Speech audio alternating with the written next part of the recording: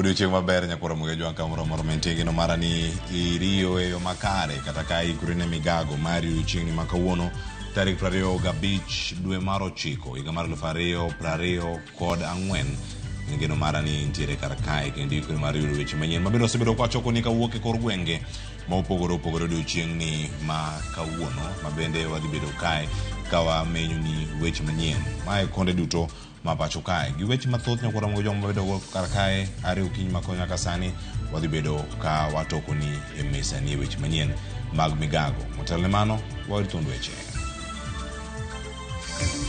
Jatend piny William Ruto wacho ni piny Kenya sudo machiegni gi tieko chutho landruok kute mag ayaki kolero ni thoe mikelo kod ayaki sani odok piny kod atamalo 65. Jatend migawo mar jotich Alfred Mutua itudruok kod riwruok mar KUSU kod UWASU ochogo aput mabiro twak ewi neno ni jotij mbalariany odok e tich e kinde ni ng'anyo makamano pod dhi nyime. His Excellency the Governor Dr. Eric Kipkoech Mutai will appear before this House on 2nd October 2024. Kaunti ma Kericho chako chenro mar thichoko gavana mar kaunti no ka gavana Eric Mutai ni kod ndalo abiriyo mar lero gima demon gole apisi.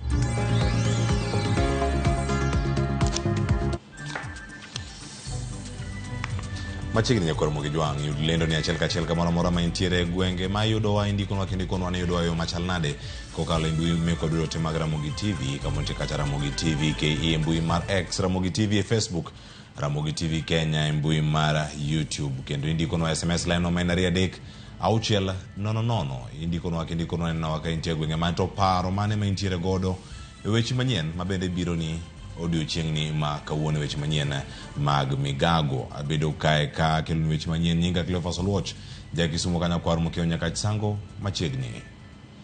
Jatend piny William Ruto owacho ni piny Kenya sudo machiegni gi tieko chutho landruok kute mag ayaki kolero ni thoe mikelo kod ayaki sani koro dok piny kod atamalo 65 ne oloso romo manokelo kanyakla jotend pinje bomano ma New York e piny Amerika.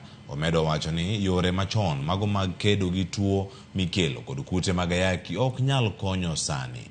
Okwayo bende mondo milony manyasani otigodo e chwalo chenro mag thieth. Olero ber mar yudo chenro mag thieth e nengo man piny. So today when we discuss Kenya is now close to achieving epidemic control, having met the 95 global targets. 95% of people know their HIV status in Kenya. 102% of those diagnosed are receiving treatment, and 97% of those on treatment have achieved viral suppression. Despite a 65% reduction in AIDS-related deaths since 2013, the incidence rate remained at 0.39% per 1,000 people in 2023, with the majority of new infections occurring among those under 34 years. Kowoke mago matimore boma ma New York e piny Amerika wa gweng'wech ndhi nyaka kaunti ma Kakamega. Moko kuom jopuonj madongo mag skunde sekondar kachiel kod primar wuok oko mano mar chung e kar chung od bura mano ma Mumias East e kaunti ma Kakamega ne wuok oko mar kwedo okang' mar do mane okaw mano mar ng'ado chenro mag omenda mag NG-CDF. Kotelegi kod Jackson Wanga jopuonj go owacho ni thoth sikunde dhi kadho e achiedh nade ma kanyo ka achiedh nade mar nok jopuonjre nikech jopuonjre ma wuok e familia mochando ogeno basari mag NG-CDF kendo ndamo makamano dhi rocho somgi. Do yande ong'ado ni NG-CDF tiyo e tok chik ka koro ibiro chunge chutho kochopo dwe mar auchiel higa mar 2026. CDF itarudi kwa governor. My school iko kwa interior sana. Nashangaa vile governor nitamfikia because with the MP na tembea tu na watu wangu tu kwa miguu tunafika kwa ofisi tunaongea na MP namwambia shida ambayo tuko nayo wale ofisi yake ya CDF wanapanga, wanakuja on the ground, wanaona shida iko, wanasolve. So kwangu naonelea kwamba hii mambo ya CDF ibaki tu kwa mikono ya wabunge. Sisi hatuna shida yoyote na mheshimiwa wetu, anajali kila shule, anaiona shule ya upili, shule ya hapa chini primary. Hapo nyuma nakumbuka watoto wetu wengi, kwa sababu ya kutojiweza kwa wazazi wetu wengi walikwamia katika shule za msingi. Hata wengi hawakufanya mitihani ya darasa la 8, lakini mradi huu wa CDF ulipokuja tulianza kuona mabadiliko. Mwanzo miundo msingi shuleni iliimarishwa. Governors wako na pesa yao wenyewe, hatuoni kitu inafanya, lakini tunaona kazi yenye NGCDF inafanya. Yes. So governors, wherever you are, stop sponsoring these things in courts. Wachaneni nayo. CDF has impacted the lives of Kenyans. Kama chelo jotij mbalariany kod mago bende maga pinyowa jotij mbalariany mag pinyo wacho onyono kar tiendgi ni ng'anyo margi pod dhi nyime nyaka chieng' yud winjruok makare e kindgi kod sirkal kane giloso tok romo mano mar jatend migawo ma ochung'ne jotije pacho kae Alfred Mutua. Jotelogo mag riwruoge mag jotich kod Mutua ne owinjore mano mar chogo aput makende mabiro twak e wiyo ma jotijego biro dok e tich. Ng'anyo mag jotije mbalariany odonjo odiochienge mar 4 kawuono.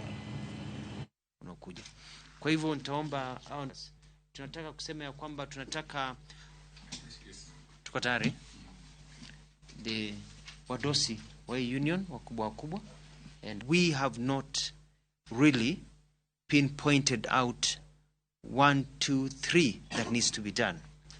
But what we've agreed is this. We have formed an interministerial negotiating committee that will be led by my Ministry of Labour, together with the Ministry of Education, with the Ministry of in charge of Treasury, with the Attorney General's Office, with the Commission in charge of salaries, SRC, with the State Department, State Agency in charge of parastatals and others, and also with, I think that's it from our end. And then we'll have the employers, the body in charge of employment of university staff, together with the unions.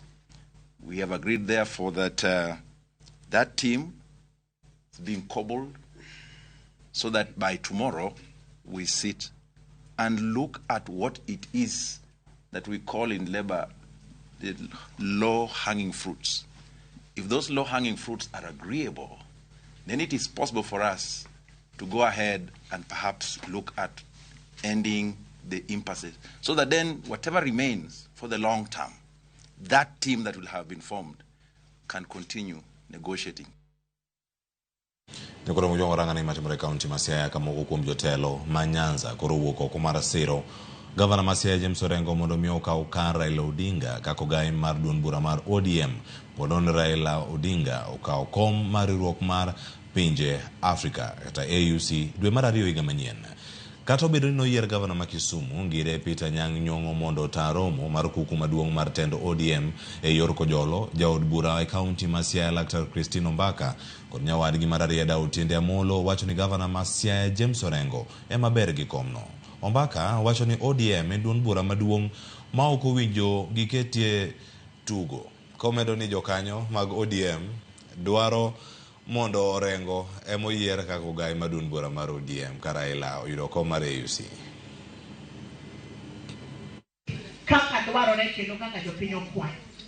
We are happy that we have our governor, Bob Agri Orengo. Everybody wants Bob Agri Orengo to be the party leader everywhere. Or may we pray for him to get this position. To wangeri ni jakom kose di Addis Ababa. Ngano mangi experience. Ngano mangi knowledge and history. Emana James Agri nawa uwinja kozo kuwinja. Emomyo kikulua. And I want to say that a country in peace and unity can prosper. We need unity and peace in Kenya to prosper. And we, as members of the Orange Democratic Movement, we are committed to playing our role in accordance with the Kenyan Constitution, which declared that Kenya is a multi-party democratic state. Nyakoro mojo ko matimore kaunti maseo dugo ne kaunti ma Nairobi karkae rombe makelo kanyakla jokene ratiro mag oganda mano kamuntingo Amnesty International bade ma Kenya kachel kora riwruoge mamoko mago mantie kata golo report ewi ng'anyo mano bag kanyo dweche ariyo mokalo en kanyo gik mobedo kanyo katimore ng'anyo mano bag kod jenzi wawinja ne en romo mokelo kanyakla riwruoge mopogore opogore wawinja ne kaka giloso sani.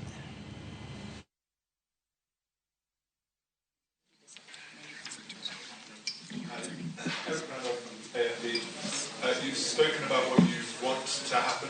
What do you think will happen? And if you think you'll get a positive response from the authorities, and if not, what are the structural reasons that you might prevent that happening? What are the, do you understand the question? Okay.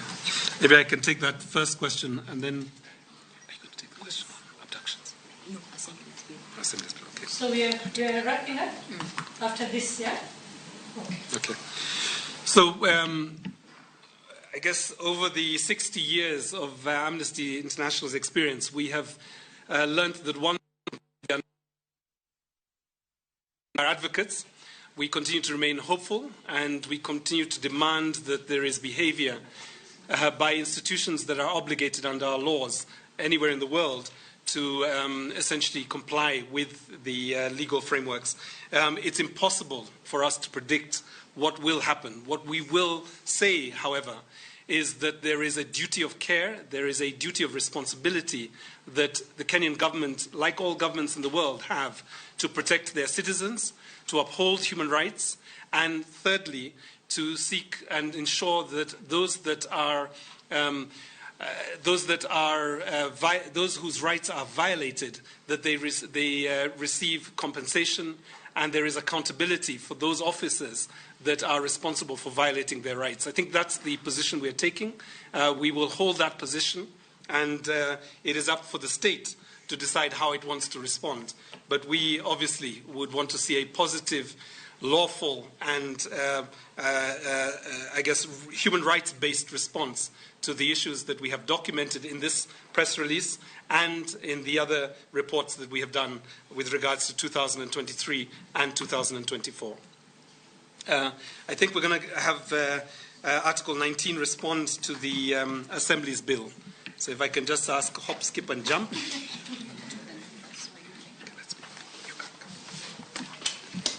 So, Abu Bakar, thank you again.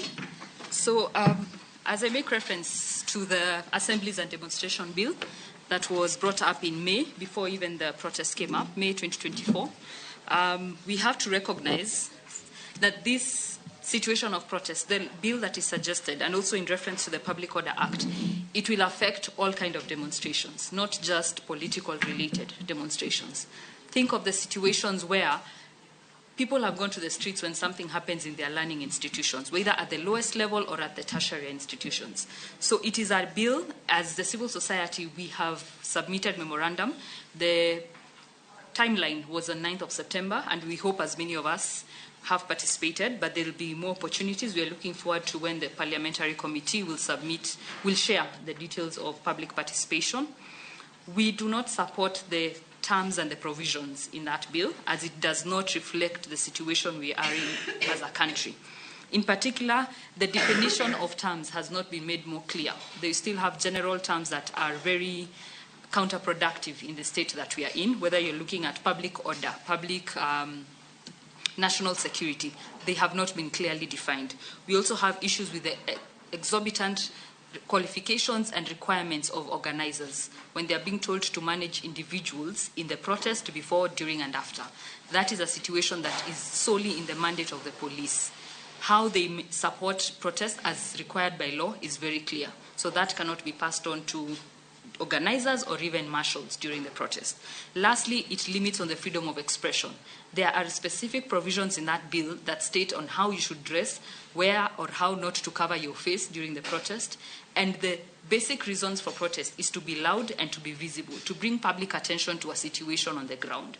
So when you limit such avenues of expression, it not only limits what can be done in the protest, but it also brings in the fear to the civilians or to the citizens. Nyakora mogojwang pod giloso sani kotenore koda ng'anyo manobag kanyo tarik 25 dwe mar auchiel kendo okenge ma opogore ma sirkal osebedo ka keto kata gin bende gik ma gimedo luwo ka gitimo mana nonro. Weche ma kamago ang'eyo gi weche manyien nyakora mogojwang ma kawuono, weche manyien mag kawuono chieng' tich adek wan ga ng'ich welo, wantiere gi weche manyien bende mag oimore kod ikete mana kar kanyo nyakora mogojwang ang' ibed kod ng'eyo ni gin mage matimore ka mwawuok kendo warango gi achiel kachiel. Nyakora mogojwang paro mane ochwal e od bura mano ma kaunti ma Kericho, mano mar thicho oko gavana ma Kericho Eric Mutai oyudo sir kuom MCS maromo 37.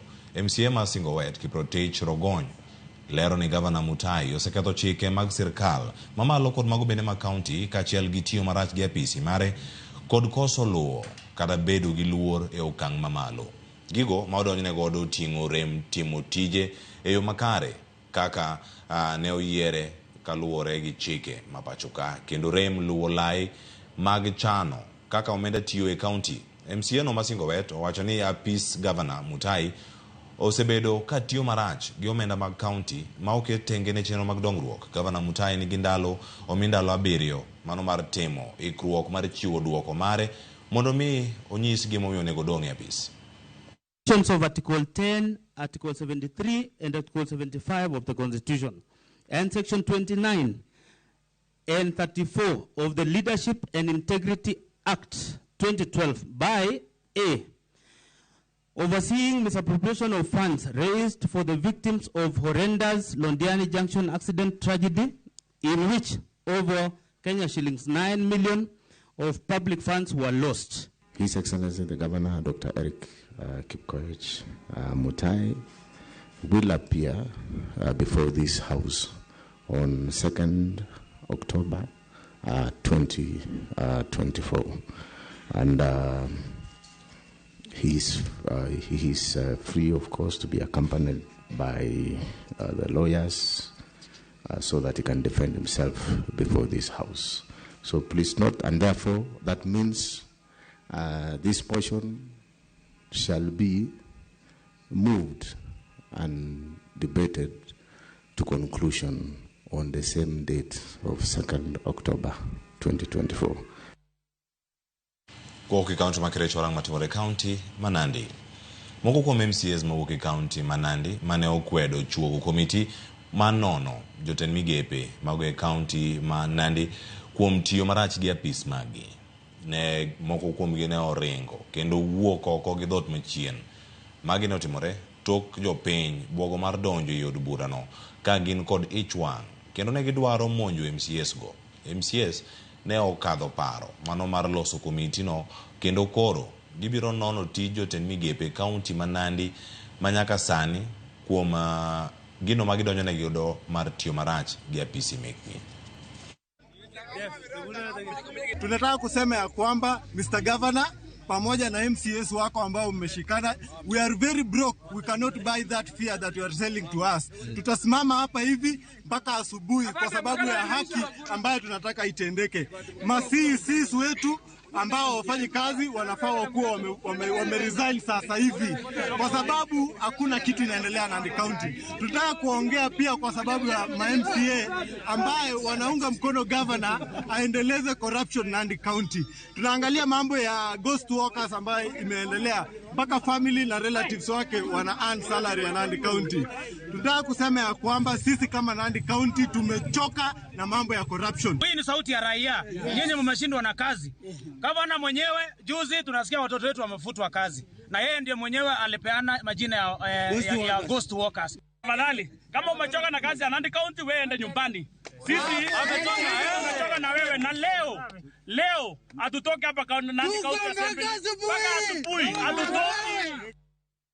Aya nyakoro mojwangu weche thotha nyaka mantiere karakawda ka yueyo. Masana poka ka yueyo masana nyakoro mojwangu ina mondo mi asoma ne ote ari adek moko mantiere karakama bende usebedo kundikonwa. Ikona kani neno waka intiere gwenge mage. Erokamana ahinya koro mojwangu mantiere karakae kodwa asoma ne ote ma uka mantiere karakae kama Geoffrey Omondi jamoche wacho karakani ni chendo kendo luo achiel kachiel. Erokamana ahinya kuom ote mari ka wacho ni lipod ng'anyo ni to onge tiende sani gichiega dhonde mano sechako chango. Aya, erokamano kuom pachi.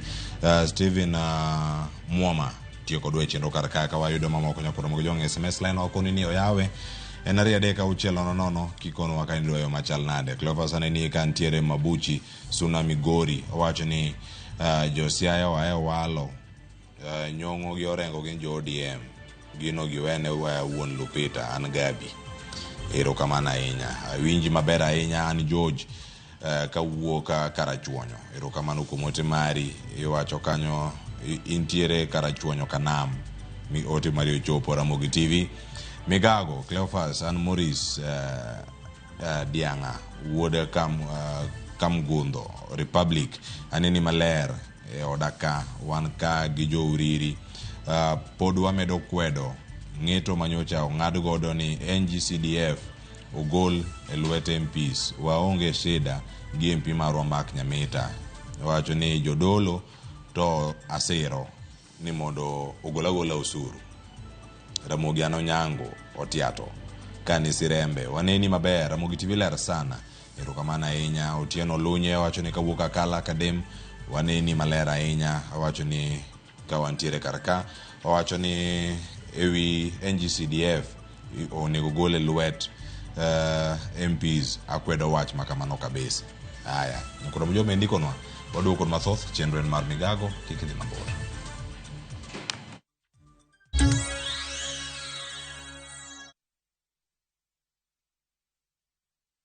Jipange na View sasa imerudi kwa mbwembwe na vishindo. Jipange leo kwa nafasi ya kujishindia mamilioni ya pesa. Jipange ushinde na View sasa.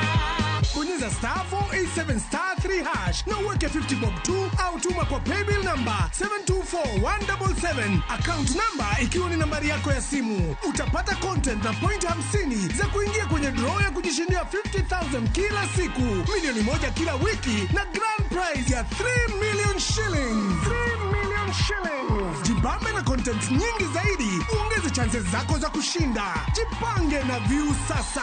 Weka 50 bob tu na huenda ukajishindia 50,000 kila siku, milioni moja kila wiki na grand prize ya milioni 3. Sheria na masharti kutumika. Imeidhinishwa na BCLB number 0000130.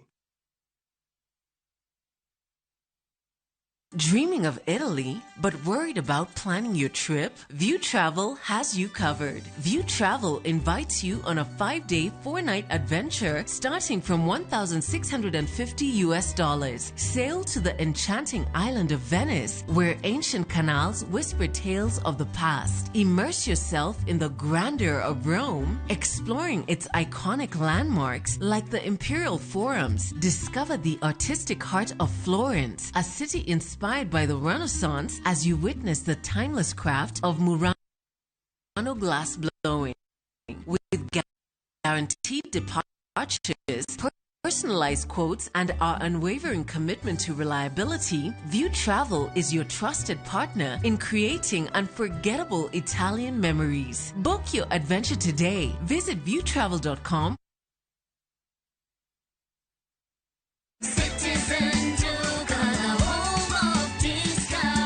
Time ya kupaka rangi imefika. Citizen Duka, the home of discounts, inakuletea ofa poa ya rangi za Crown kutoka Mudhokinjo. Crown Vinyl Silk lita 20 na Crown Vinyl Matte Luxury lita 4. Ukinunua kifurushi hiki kwenye Citizen Duka kwa 14,900, just imagine una save 1,250 shillings. Bonyeza tu *487*5# na ulipie saa hii kabla bidhaa hazijaisha. Ukilipa utapata SMS ya kuconfirm, halafu uchukue package yako kwenye Citizen Duka counter katika duka la Mudhokinjo karibu nawe. Citizen Duka, home of discount.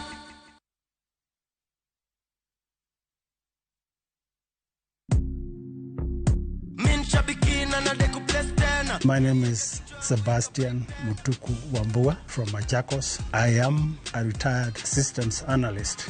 I'm into 6 months playing, and I was not even expecting to see anything until when I saw that text message, and I couldn't believe it. I got 12 predictions out of 15 on the jackpot. The first person I told was my wife. This is good money. I think it will go far to help myself and a few other people that may be in need. I want to encourage other people. Please go ahead and try your luck. It's always good to try, just like I did. Looking at my win here, Shabiki in Minnesota. Thank you, Shabiki. Shabiki Super Jackpot. Ni time yako. Not for persons under the age of 18. Authorized and regulated by BCLPA 671.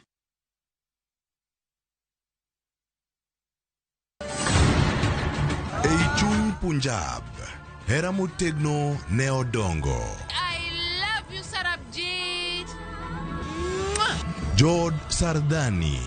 Oweka chunygi nigi lit mang'eny. Kargi ji adekni, hera bro keto gi kamoro achiel nyaka chieng'. Chunogi ni nyaka gimakre motegno gi hera kod winjruok. Okunyal paro kaka unopuonju, wan ji adek wan wachalo kaka ngum. To ngum moriure otegno, to mowere kamae ok otegno. To e piny kama gik malich timore, en ng'ano ma ginyalo geno. En ang'o momiyo nyakono okawo pache kamano?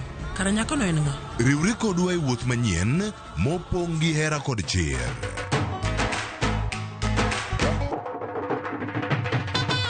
Choti Sardani. Wuok tich nyaka ngeso saa 2:15 otieno.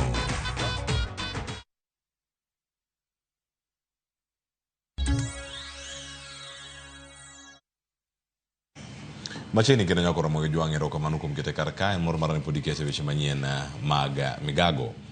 Wadhi nyime kod weche manyien. Jotend kanise kaunti ma Siaya koro dwaro mondo wit oko paro mar chik mar omenda ma igeto juogi kata osuru kanise ma pacho ka. Kotele kod jakom margi e kaunti no mano Bishop James Opio Anyango gi ywak ni ka ok orang matut chik omenda no to piny Kenya ochopo kama chike ok bitiyo. Jagoro margi Bishop Winfred Amolo wacho ni chik omenda no dhi tamo jodolo e chwalo tijegi kaka lemo ne jogo matuo. Kanyo bende gikwedo mokalo moko kuom jodolo ma kanise mayawo accounts mag kano omenda mag tithes, chiwo to gi mago mag osuru. Emomiyo to makumana mana gima wawacho ni wa recommend ka nitie genuine umbrella bodies ma omi thuolo mondo tim regulation ne kanise. Mani e gima wanyalo riwrego kaachiel kendo wago Nyasaye erokamano. Jadolo koyalo injili botwe higni 5 togo milion 5 kodhi e jela odhi yudo jomoko bende odhi yalo nigi kuro. Joka bende gin mina gi yie margi. Koro mano pod ok wa solve problem no. Pod wamedo mana problem. Mar ariyo en ni diko kanisa manyien chalo ng'a idwa nyuolo manyien nikech nitie joma nyo wasenyuolo. Koro kendo wadoge i minwa mondo nyuolo manyien. Mano biro bedo kelo confusion maduong' kendo ang'eyo ni ka ji obedo vetted e registration manyien no chiegni nus mar kanise ibiro ol oko. Ka otamwa mondo mi kik wayal injili to jokong'o mang'eny mwase yalo ni bolokore bobedo dhano ma kata polis ok nyal loko kata jela ok nyal loko. Ng'ama biro lokogi? Nyakoro mo jwang' paro mar tiegri poro nego some muwinje. Wawinya ne ka jodolo ma Malindi nigi paro machal gi ma Siaya koso pogore. Riwruok mar kanise ma Malindi County ma Kilifi okwedo mokalo paro ma geto kanise ma pacho kae mondo mi ochak chulo osuru. Jotelo mag kanisa go wacho ni kanisa ok tim ohala makelo omenda ma ok owinjore gi chulo osuru. Jotelo go bende okwedo paro madwaro mondo sirkal ota chenro mag kanisa ka gimedo kanyo ni kanise moyudi gi ketho kata moyudi kanyo ka dhi ataro mar chike tayo chenro magi to mago owinjore okawne gi ondamo mowinjore mag chik. How do you regulate a calling? That is God has called us. Bwana amekuambia acha nyavu kahubiri. How do you regulate us? That is madness. wewe Senator Mungatana ambaye unataka kuleta motion juu ya kanisa kulipa tax na kuwa regulated. Nataka nikwambie neno moja hili, ya kwamba anayeteta na kanisa anateta na Mungu. Sasa in the first place hata ile task force ambayo iliformiwa na president ilikuwa unconstitutional. Lakini ilienda hivyo hivyo. Na kwa sababu mkondo huo ulishika ukaenda vibaya, mpaka leo mkondo huo unaenda vibaya. Kwa sababu haifai kwamba constitution imepeana freedoms ya sisi kuworship Mungu. Na wanasema usizuie mtu akitaka kujoin, ama mtu anaweza kufanya kile ambacho Mungu amemtuma kufanya. Lakini hivyo hivyo sasa tuandikiwa makosa kwa sababu ya kutimiza katiba. Kwa hivyo hii kitu ambayo hii kodi ni makosa. Nyokoro Mogijwang kamachielo wairo kanyo ni migao mochung'ne weche makilo pacho kae oketho nede ma oko puodhi mane ogiromo milion 5 mitiyo godo e Kilwa e kaunti ma Siaya. Nede mag Kilwa ma oko puodhigo mago ne omaki e dho wedhe mantiere kuonde chung' od bura mago mabondo kod Rarieda kod mago ma itiyo kodgi marach kaluwore kod chik manogol kanyo gi doho. Kane owuoyo e boma mabondo seche mane otelo ne chenro mar ketho nedego, apisa maduong' e bad migao mochung'ne weche mag Kilwa Joshua Mwangi nowacho ni nedego tieko nyaka rech matindo, gino mamiyo rech rumo e pi nam Lolwe. Of destroying a total of 37 illegal gears. These gears composed of 14 beach scenes. We have 7 abuglus and 18 monofilament, making a total of 37 illegal gears. Now these gears were confiscated by Kenya Fisheries Service in jointly with our BMUs network and also the Fisheries Department in Siaya County, in Rarieda Sub-County and also Bodo Sub-County. These gears are very destructive because they have contributed in fishing out a very juvenile fish. We as Kenya Wildlife Service will not get tired, we'll still work hard, we'll partner with our stakeholders to ensure that there is sanity in that lake and that all those that will be arrested face the wrath of the law. Let's protect the treasure that was given to us by God so that we can be able to have future generation to benefit from the lake. Jokanyo manie sekta mar pi gi ler koro ywak ne sirkal mar kaunti ma Kwale kaachiel kod mano mamalo manie chenro mar chwalo pi ne jopiny mondo oket ler kaka ichwalo pi ne jodak. Kane giloso diani e kaunti ma Kwale, giwacho ne sirkal ma kaunti no ok osebedo ka chiwo lipot kaka ichwalo pi e kor gwenge makono. E bwo riwruok mar Kenya Water and Sanitation Network mano kanyo ma yudore kaunti ma Kwale kaachiel kod Kenya Health Organization KWAHO, giwacho ne sirkal mano mar kaunti no oserem tiyo e yo makare ne jopiny. Gidwaro mondo ten kaunti no obede ong'ala manyime mar chiwo lipot ne jopiny e weche mag pi. Wish to call out the decline in such accountability since the onset of devolution.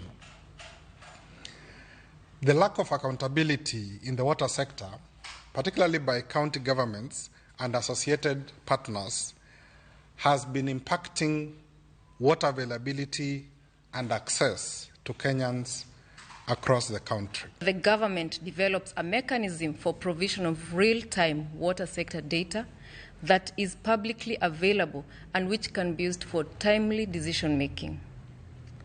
2, that the county governments fully exercise their mandate of soil and water conservation and water supply to citizens. And 3, that stakeholders involve communities from the onset of the water projects to ensure ownership and sustainability. Unapofika pale katika assembly unapata kwamba kila MCA anataka kitu. Kila MCA anataka sehemu ya hiyo pesa. Na unapata mwishowe pengine tuko MCA 40, kila mtu anapata kitu kidogo ambao haiwezi hata kufanya impact katika sekta. Joriemb apiko e kaunti ma Makueni dhi nyime kod sundo tendo bila mar neno ni girakore kod kuo mar apiko kod nek mago mag joriemb apiko. Kuom ndalo adek maluore, joriemb apiko mawuok Makindu, Kibwezi kod Mali osebedo ka yudo lipot kaka ginyalo ritore e kinde ma gintiere tich kaluwore kod medruok mag kuo mag apiko e kaunti no. Mabiro bang' ka kambi mano machiwo hola mag apiko itudo kod kwalo apiknigo kendo e kaunti no.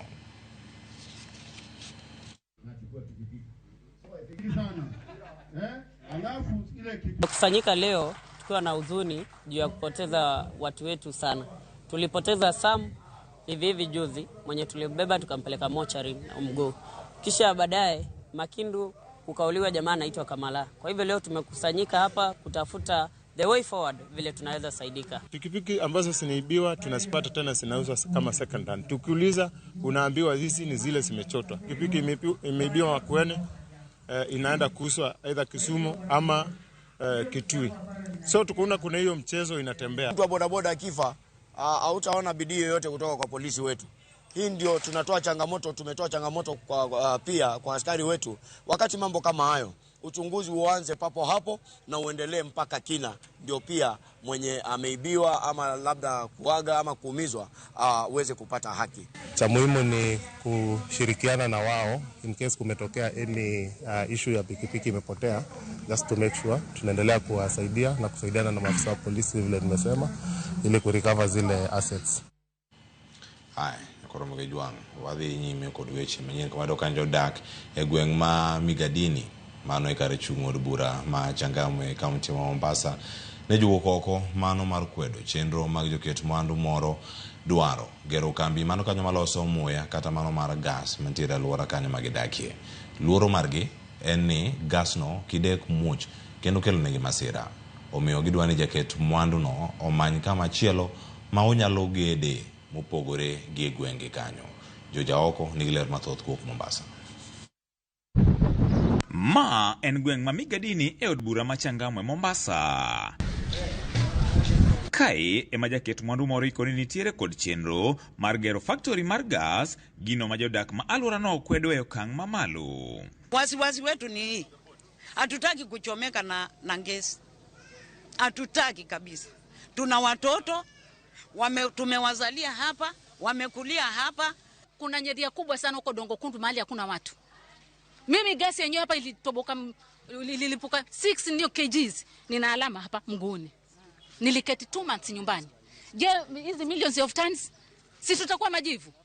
Gichich ni jaket mwandu no bende kidek manyo yore mag daro gi kanyo gi thuon mondo mi odhi nyime kod chenro no. En wach magikoni tem chir kendo bang' doho chunge higa 2018. Wasiwasi yetu ni kile tumeona Nairobi Embakasi juzi, moto ikiharibu nyumba na ikaua watu. Tumeona Sinai Nairobi, tumeona Nigeria watu wakifa, tumeona Mexico watu wakifa, tumeona Warabuni watu wakifa na moto wa gesi. Hatuwezi kubali gesi wekwe hapa. Wasitudanganya tu watopatia watoto wetu kazi. Ile kazi ya gesi unajua si kazi ya kufanywa na mtu ambaye hajasoma. Hapa hatuna mainjinia. Wataleta watu wao. Jodak go bende koro dwani piny owacho donjre wachno mar neno ni ok dar gi kanyo kendo mar geng'o gedo no. CS ya Interior na PS wake tutawafuata, manake tunaona kwamba CC labda taweza, regional pia taweza na hao wote hawezi, manake hii barua imepita kwa kila ofisi na hao kuchukua tu. That project was there. Nakakuwa na dissenting voice. Na then after that COVID ikaingia. So if focus yako na hiyo intention, he'll come out na atasema. Tunaambiwa nyumba sitabomolewa. Huyu focus akija tuko pale. Sasa anatuondoa twende wapi? George Aoko, Ramogi TV, Mombasa. Erokamana ya George Aoko. Nyakoro Mogi. Mana kaka watimoga juma ka juma. Kawuono bende wachopo kene makoro chenro mar ng'e gwengewa kawada winjane chenro ma kawuono kaka Millicent Diambo osebedo kaka choko paro ewi nying mar gweng mar God Jope e kaunti ma Migori nochakore yo machal nade. Wawinjane.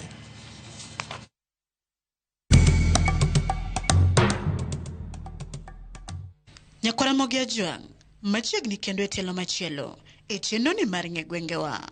Jumani kalapapla mar ng'e gwenge pod onyonore mana e kaunti ma Migori. Ofuyo kowuok kod kweru ma odhi piyo kama ong'ere ni God Jope ma bende yudore e Isunda Migori. Mana kaka pile Nyakwaramogi mokwongo wacho kod paro mopogore kowuok kuom jogweng' e wi gino magiparo madine mi chak gweng'ni ni God Jope. To kwawinjo ne Jope jowi nodake mang'eny, kendo Jope kanodake mang'eny to wayudo ni kwerewa kanobiro nodaro Jopege moriembo nyaka e Kalang'o. Koro mane manomiyo ochaka ni God Jope mamache got monyuolo sentani. Koro nowach ni godni ema chak nying sentani ni God Jope. God Jope ka nang'eye ka tich ang'wen, bang' higni matin koro chake ni God Jope.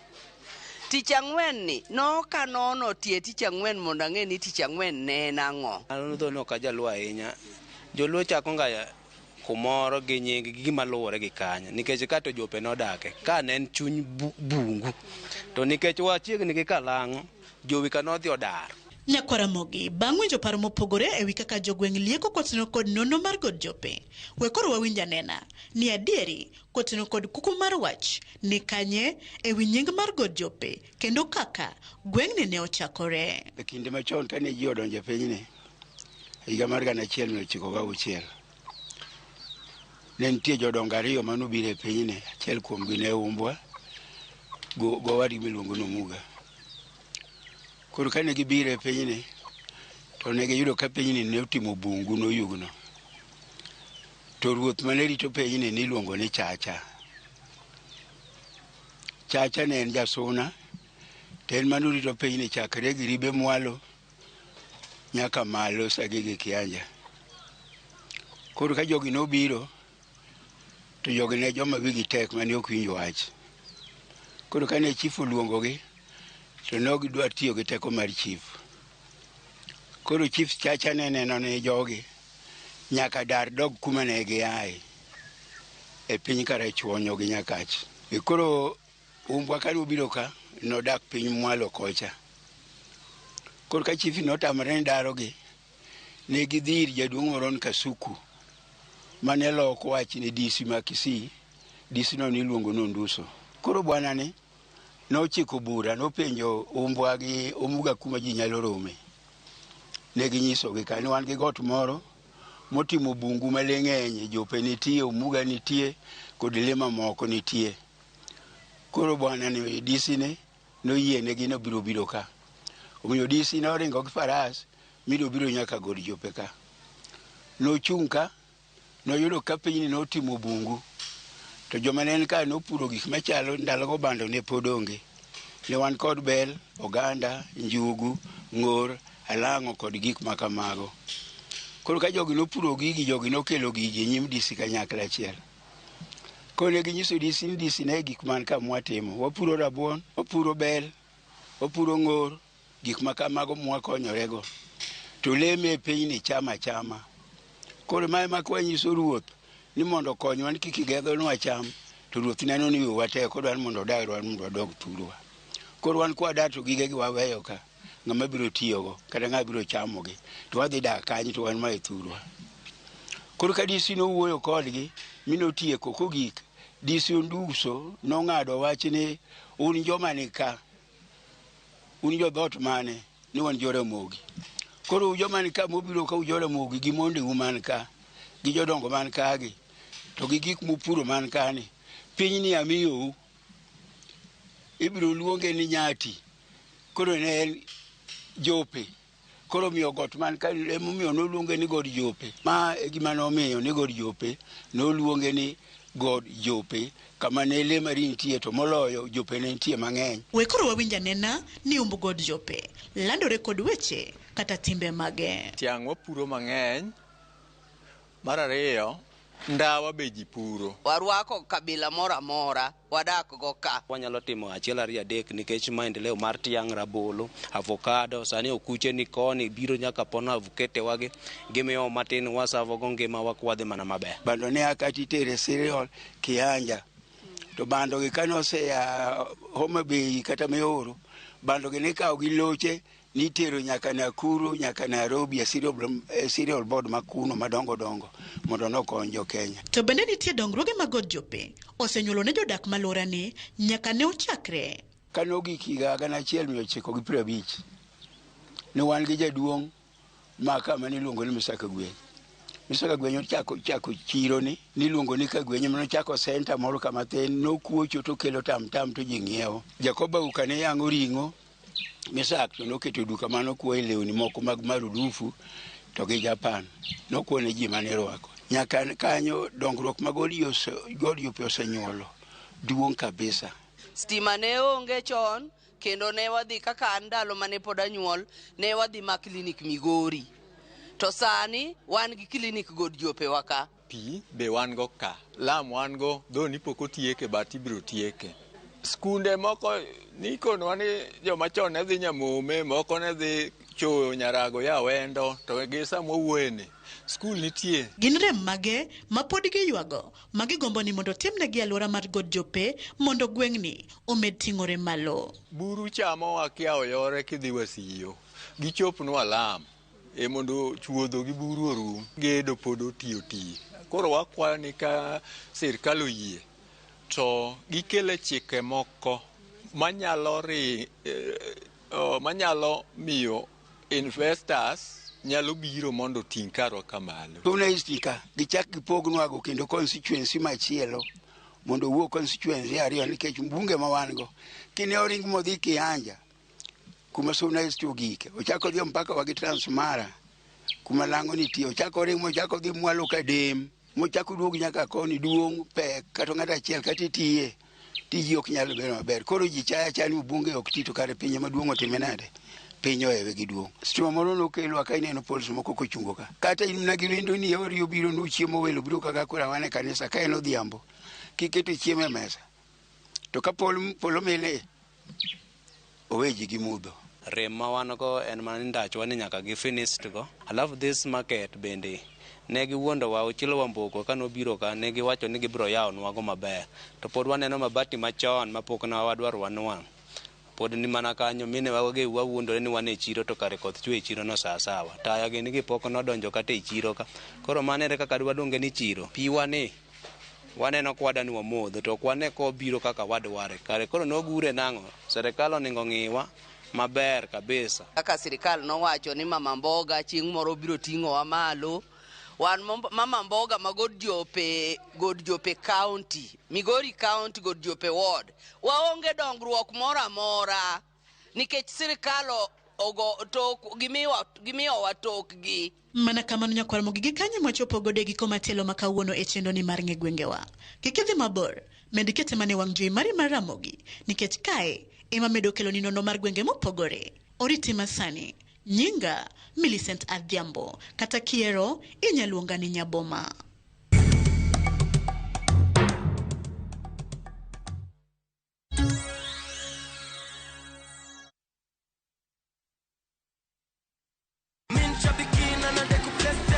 Brate, huu mwezi usiache life kuweke kwa kona. Kama hivi Shabiki.com tukupeleke na rada Boost account yako na 3 million in cash prizes on Shabiki Aviator. Kaza ndege yako to the highest multiplier, shinda 50,000 kila siku, halafu grand prize ya 350,000 Kenya shillings kila wiki. Runway iko so clear. Usiache pesa ikupite. Jiomoshe na Shabiki Aviator. Shinda 3 million in cash prizes. Not for persons under the age of 18. Authorized and regulated by BCLB license number 428.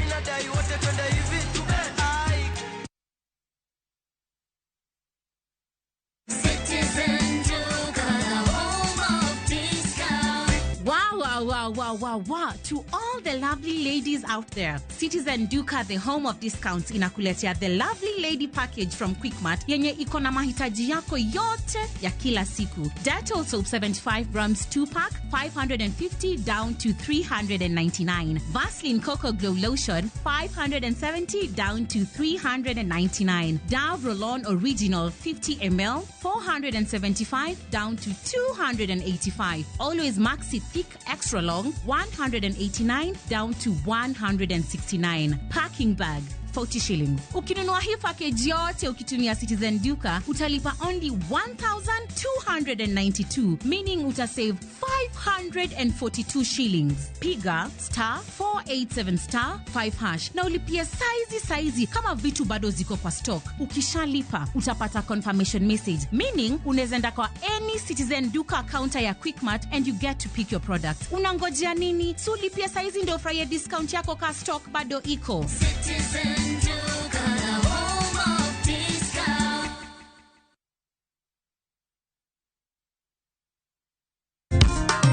Kidonda miketona niwecherage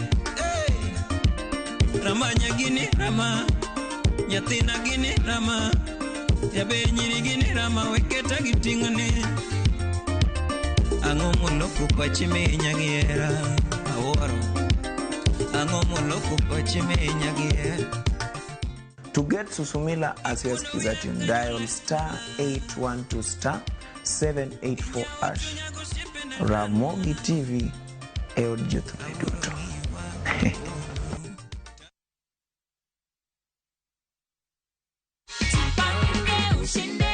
Ile naweza sema ni Mungu. Ni Mungu, si ndio? Ni mkulima.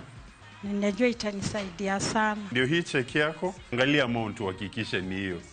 Ndio ile pale. Na hii atuambiangi watu ni nini ndio iko ndani. Inaitwa the Jipange Goodie Bag. Nashukuru Jipange na vyo sasa. Kila mtu anaweza jaribu na anapata bahati yake. Anaweza bahatika.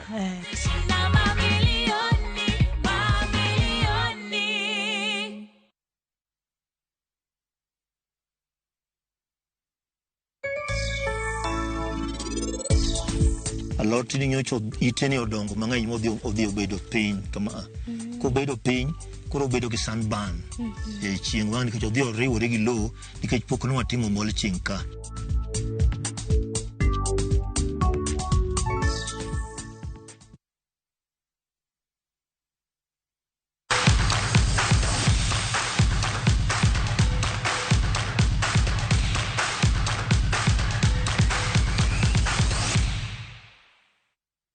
Machiegni weche tuke. E tuke mag Carabao, Aston Villa noloyo Wycombe gonde maromo 2-1 e alap mano ma Adams Park.